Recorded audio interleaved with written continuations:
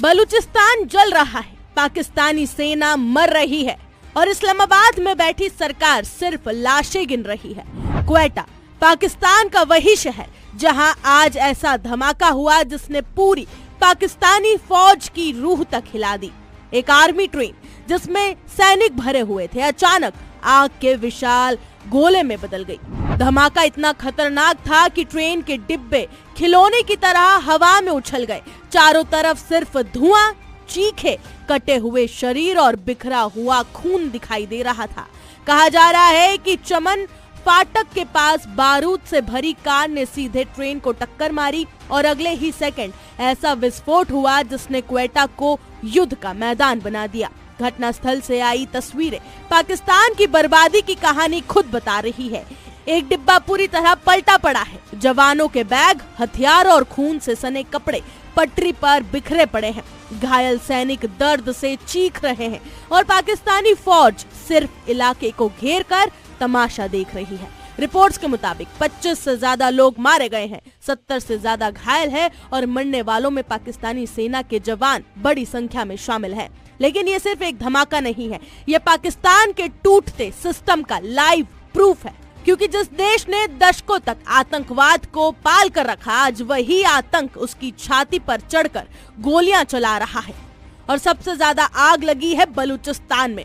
वही बलूचिस्तान जहां के लोग सालों से पाकिस्तान के खिलाफ बगावत कर रहे हैं, जहां लोग ये कहते हैं कि पाकिस्तान उनकी जमीन लूट रहा है, उनके गैस, सोना और खनिजों पर कब्जा कर रहा है, लेकिन बदले में उन्हें सिर्फ गरीबी, बेरोजगारी और सेना की गोलियां मिल रही है।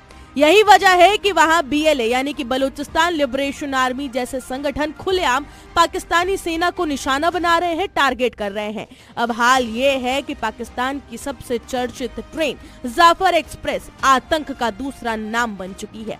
पिछले साल इसी ट्रेन को हाईजैक किया गया, सैनिकों को बंधक बनाया गया और अब फिर वही ट्रेन खून से लाल हो गई है। सबसे बड़ा सवाल यह है कि अगर पाकिस्तान अपनी सेना की ट्रेन नहीं बचा पा रहा तो आम लोगों की सुरक्षा क्या ही कर पा रहा होगा। ग्लोबल टेररिज्म इंडेक्स 2025 में पहले ही पाकिस्तान को दुनिया का दूसरा सबसे आतंक प्रभावित देश बता चुका है। लेकिन अब तस्वीरें ये बता रही हैं कि पाकिस्तान सिर्फ आतंक प्रभावित नहीं बल्कि अंदर से टूट चुका देश बनता जा रहा है। खैबर पख्तूनख्वा जल रहा है, बलूचिस्तान फट रहा है और इस्लामाबाद में बैठी सत्ता बेबस दिखाई दे रही है।